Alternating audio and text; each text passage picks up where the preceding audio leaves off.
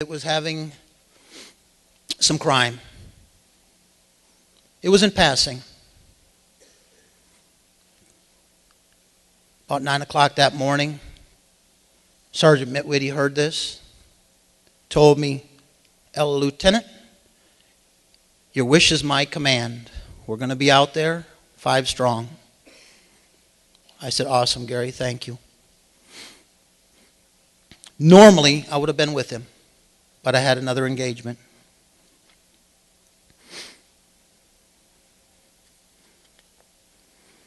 In the process, he identified the worst criminal in our community.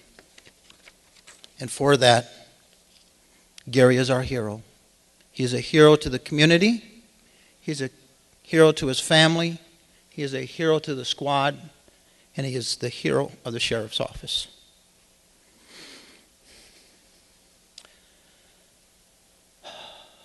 Members of Squad C that were working with Gary then in that operation then communicated, responded, and took immediate action to apprehend his killer. In doing so,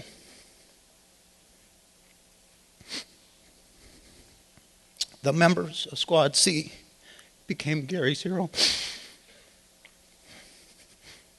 Squad C, would you please stand up?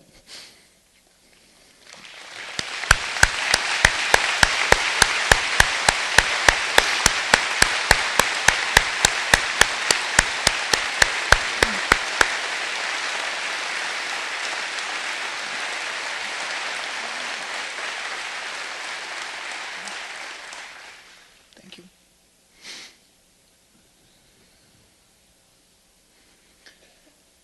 I didn't type this in, but knowing all the stories that I know, everything that was done to apprehend him somehow went through training, started out in our training program.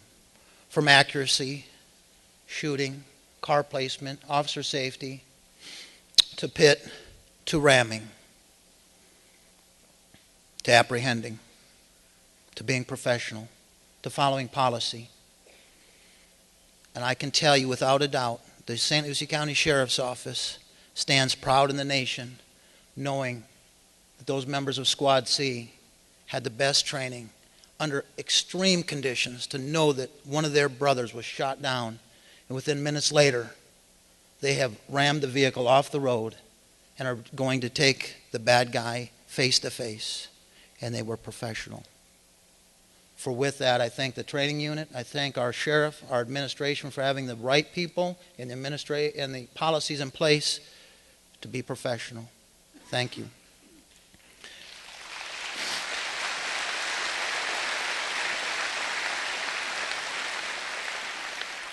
Thank you, Gary. Thank you, members of Squad C. As a watch commander and the members of Squad C, we want to offer special thanks to the individuals that assisted us on that tragic day. Our sheriff, who showed up seconds after the incident happened. Thank you, Sheriff, for being on the scene. Captain Thompson, who arrived on scene within seconds as well. Members of the command staff as well immediately were engaged in it. Thank you. Members of the Detective Bureau, I normally have to make phone calls. They were there when I looked down at my phone. Crime scene, off-duty patrol responded to assist us and relieve us of our duties and crime scene. St. Lucie County Fire Rescue, thank you. The squad met with them yesterday. They were back on shift. And there's always a little bit of joking back and forth between firemen and the hose draggers and the gun draggers. But I will tell you, when these incidents happen, we're all one brothers. I will be forever grateful to the fire department. Fort Pierce Police Department to come out on scene and be our brothers and assist us with whatever we needed. Thank you. The State Attorney's Office responded on scene to make sure that successful prosecution started from that point forward. Thank you. And probably the biggest thank you that I can say is to the community, the witnesses that came forward, the love that was shared, the statements that were given. thank you for extending your hand to the Sheriff's Office family and to the family of the Moraleses. To the Morales family and extended family, thank you for allowing us to share time with Gary. Thank you, Gary, for being my brother, my hero.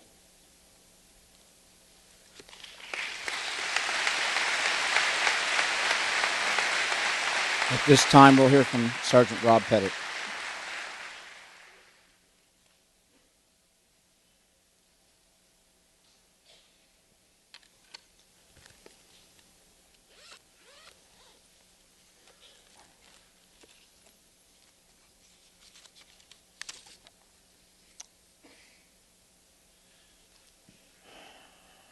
When I was first asked to come up here and honor Gary, no idea what to say. So I figured I'd just share him with all of you.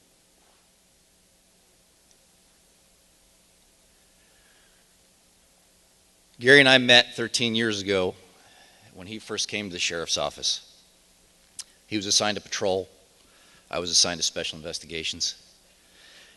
And I'd often request his assistance interpreting. I'd been working a lot of Spanish sources. So I'd meet with Gary and he'd come help me debrief the sources. Well, it didn't take long until I soon realized that his Spanish was not much better than mine.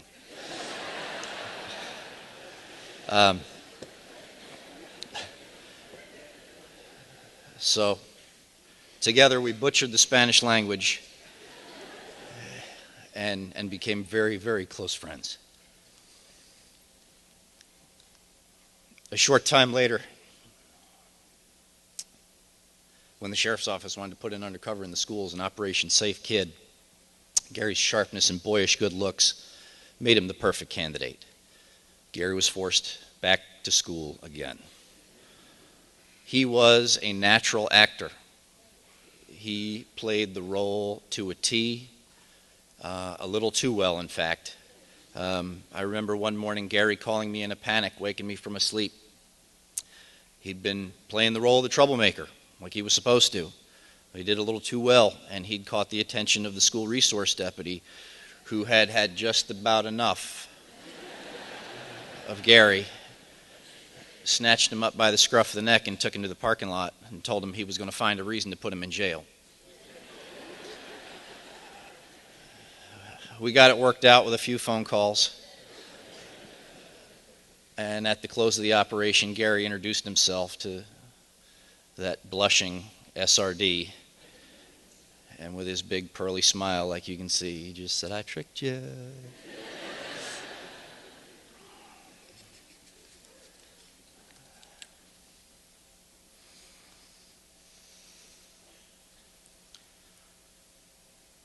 I believe you only get a few true friends in life.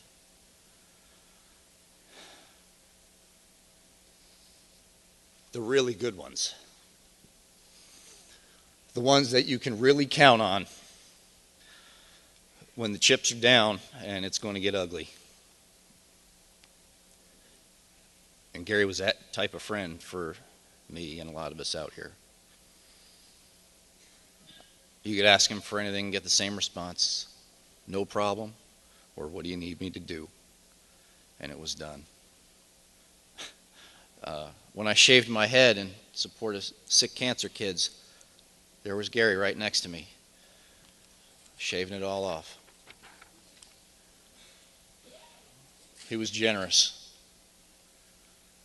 Anything he had, he would offer to a friend in need. He once gave me his car to drive to Memphis. Said, "Here, take it, don't worry about it," so I didn't have to rent one. That was Gary. The guy was always trying to help out. I mean, he helped me move like 3 times. I mean, that says something.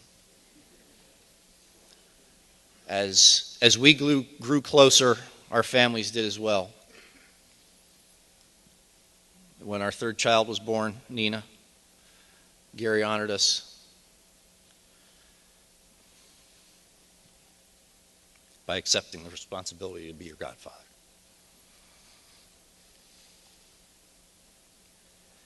As you've heard from everybody else, he was such a comedian, always making us laugh. Whether he was tying his shirt into a bikini and sticking his butt out, or the way that he would say, "I know," after I had to scold him about something. He was forever vain, forever worried about his appearance. He was always dressed sharp to the nines, never a hair out of place. That was Foo. For those of you that don't know, Foo was Gary's nickname given to him because of the basket of loofah sponges and lotions and powders that he carried in and out of the locker room. They called it his little foo-foo basket.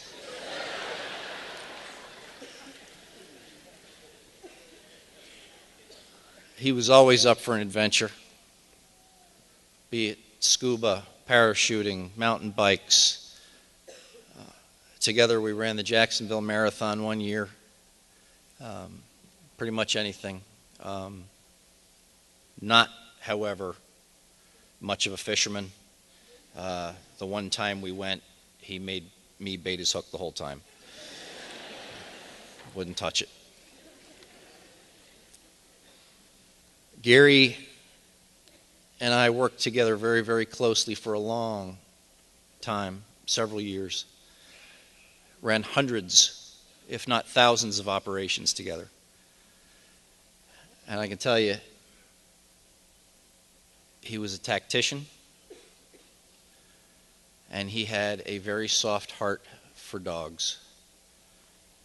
On many occasions, when I was about to have to blast some snarling white-hot ball of canine terror, Gary would swoop in with his belt in his hand and yell, "No!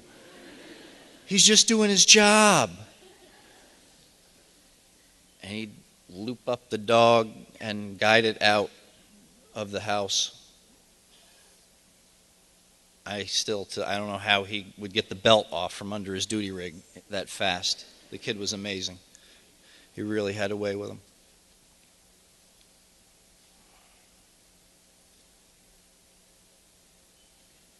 When someone you love passes away,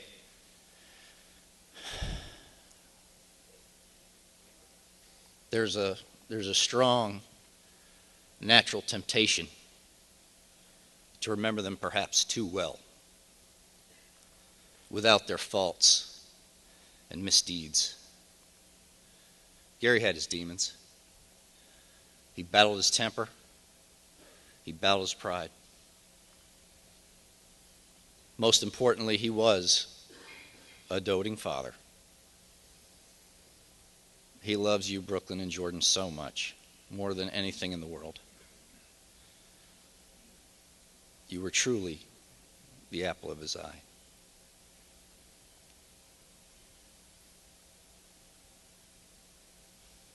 I could go on and on about Gary, how I'll miss him, all the great times we had and stories that there are. But I don't have to.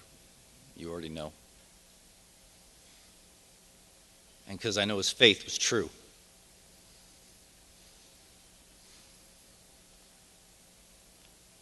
He'll be waiting for us all when we join him in eternity.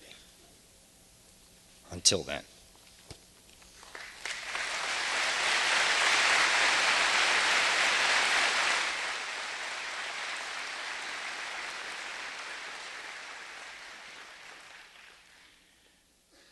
Thank you, Rob.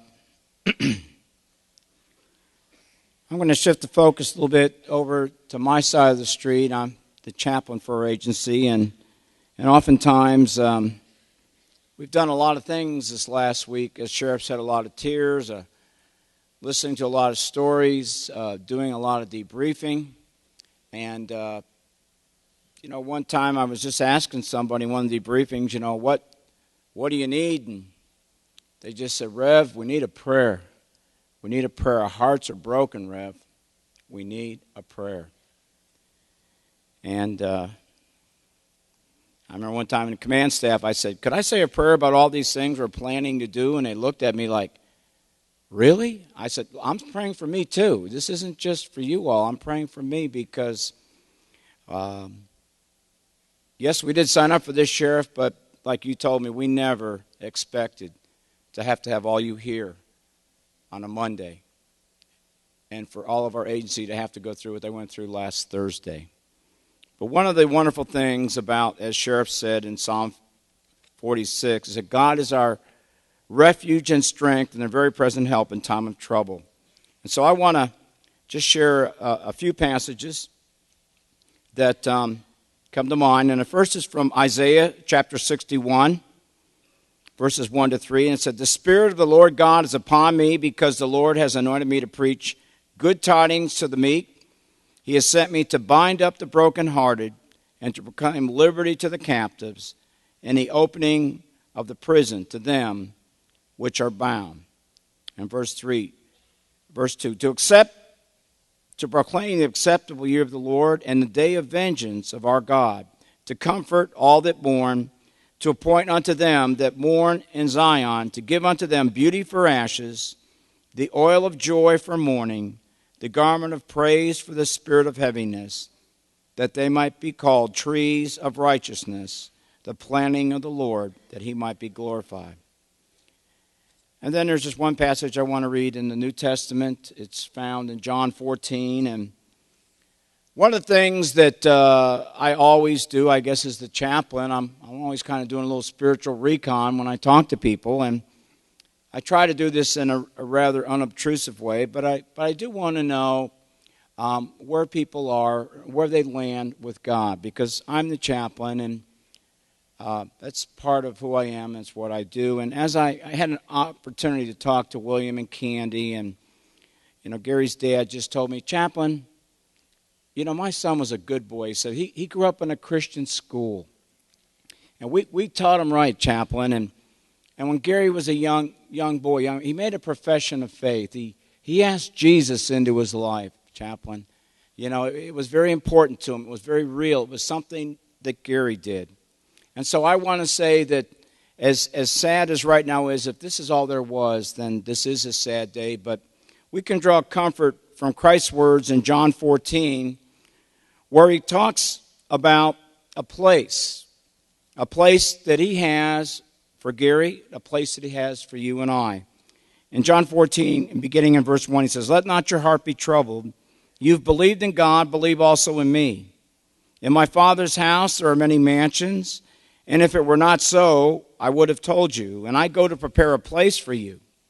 And if I go and prepare a place for you, I will come again and receive you unto myself, that where I am, and there you may be also. And where I go you know, and the way you know. And then Thomas said to him, Lord, we know not where you're going. How then can we know the way? And Jesus said unto him, I am the way, the truth, and the life. No man cometh unto the Father but by me. At this time, we're going to have the Jenkins family. It's such an honor to have them. They are probably about as good as it gets in our region for singing. And they're going to sing a Vince Gill song, Go Rest High on the Mountain.